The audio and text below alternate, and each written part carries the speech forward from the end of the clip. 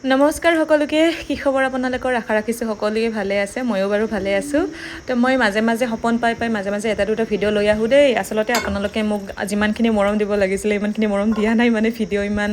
মোৰ এতিয়া চাবলৈ আৰম্ভ কৰা নাই এতিয়া ফলোৱাৰ্ছ বা ছাবস্ক্ৰাইবো ইমান নহয় নতুনকৈ আৰম্ভ কৰিছোঁ যদিও আপোনালোকে মৰম দিয়ে ভিডিঅ' চাই তেতিয়াহ'লে ৰেগুলাৰ কৰি দিবলৈ নিশ্চয় চেষ্টা কৰিম আজি ভাবিলোঁ এই স্পেচিয়েল কিবা খোৱা যাওক সেইকাৰণে কি কৰিছোঁ যোৱাকালি ৰাতিয়ে অকণমান ভাত বেছি বনালোঁ আৰু তিয়াই ৰাখিছোঁ মানে চকৰা ভাত খাম তো কোনে কোনে চকৰা ভাত বুলি কওঁতে বুজি পাইছে আৰু কোনে কোনে বুজি পোৱা নাই কমেণ্টত জনাবাচোন আচলতে মই বঙাইগাঁৱৰ পৰা হয় যিহেতু তো বঙাইগাঁৱৰ আমি স্থানীয়ভাৱে সকলোৱে সৰুৰ পৰাই চকৰা ভাত বুলিয়ে জানো আৰু চকৰা ভাত বুলিয়ে কয় তো কিছুমানে চকৰা ভাত বুলি ক'লে বুজি নাপাব তো সকলোৱে বুজি পোৱাকৈ পইতা ভাত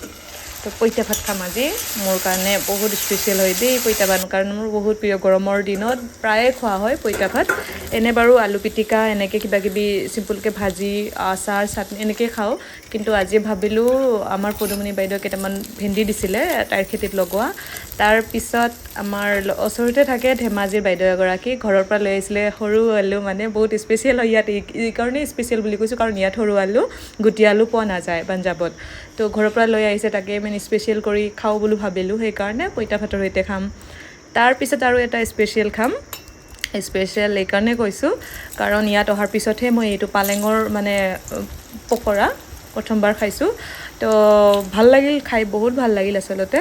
তো আমাৰ বঙাইগাঁৱত আমিতো বৰা বুলিয়ে কওঁ আৰু সকলোৱে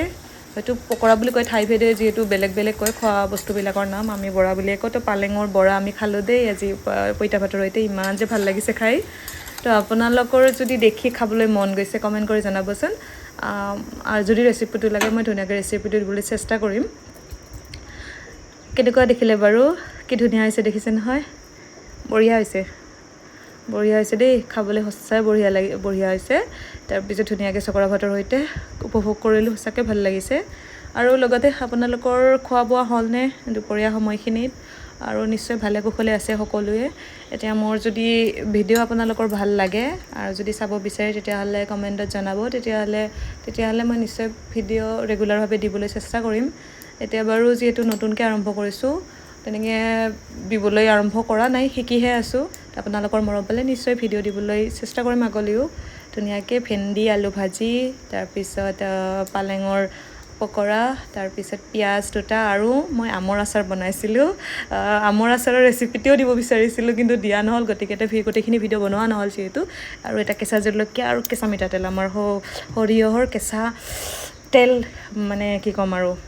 লাজবাব ইমান ভাল লাগে নহয়